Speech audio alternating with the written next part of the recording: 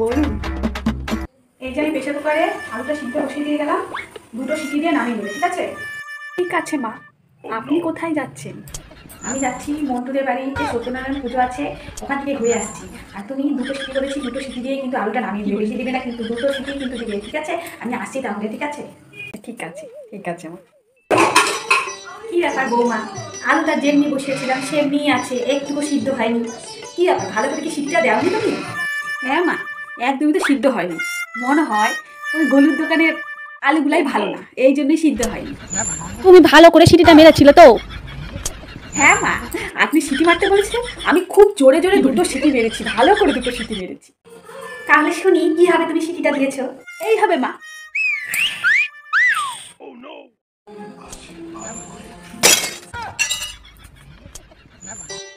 এই তো সব কিছু লিস্ট করা হয়ে গেছে, এবার একটা ঠাকুর ডাকা বাকি। ঠাকুর ডাকার কি দরকার, আমাদের ওখানে পুজোতে সব ভোগের রান্না আমি করতাম। তুমি এত ভালো রান্না করতে বৌমা? হ্যাঁ মা, কিন্তু একটু না পুড়ে গিয়েছিল। পুড়িয়ে ফেলেছিলে? খিচুড়িটা পুড়িয়ে ফেলেছো নাকি?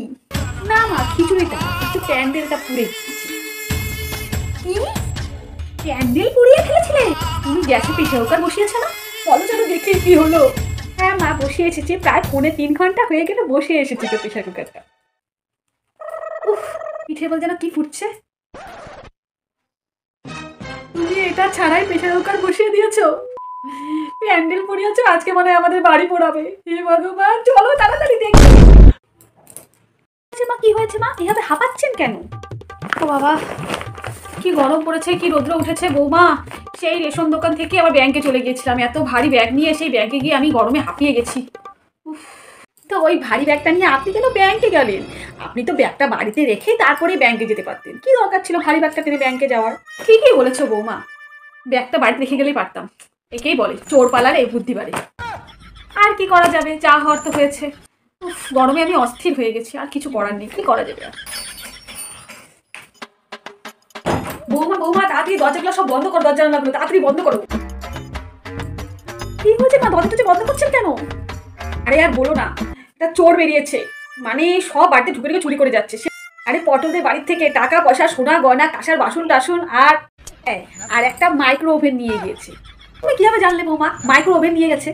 আমি তো দেখেছি, যখন পটলের বাড়ির ছাদের থেকে লাফ দিচ্ছিল মাইক্রো ওভেনটা নিয়ে, তো মাইক্রো ওভেনের না তারটা ঝুলছিল। আমি বললাম দাদা আপনার না মাইক্রো ওভেনের তারটা ঝুলছে, আমার কথা শুনে গুটিয়ে নিল। তুমি যখন দেখলে চেঁচামেচি করলে না কেন? চোর চোর বলে চিৎকার তো করতে পারতে, কেন করলে না? আমি তো আমার ভালোটাই দেখবো মা, কেন চিৎকার চেঁচামেচি করবো? আমি তো আমার ভালোটাই দেখবো, এতে আবার তোমার কি লাভ হতো? তার তো আপনিই বললেন চোর পালালে বুদ্ধি পারে, তাই আমার তো বুদ্ধি নেই। আপনি শুধু সবসময় বলেন আমার বুদ্ধি নেই বুদ্ধি নেই, আমি তো আমার ভালোটাই দেখবো, তাই চোরকে পালাতে দিয়েছি, যাতে আমার একটু বুদ্ধিটা বাড়ে। এই জন্যই বলি, যাও কাজ করো। ভগবান, কি বৌমাকে বাবু বিয়ে করে নিয়ে আসে আমার ঘাড়ে চাপিয়ে দিল। এই বৌমার জন্য আমার সর্বস্ব চুরি হয়ে যাবে, আমাকে লক্ষ্য রাখতে হবে, বলা যায় না। আমার বাড়িতে চলে আসলে আর বুদ্ধি বাড়ানোর জন্য চোরটাকে তাড়িয়ে দিবে জিনিসপত্র সব। না ভাই, আমি গিয়ে সব বজ্রাগুলো বন্ধ করি।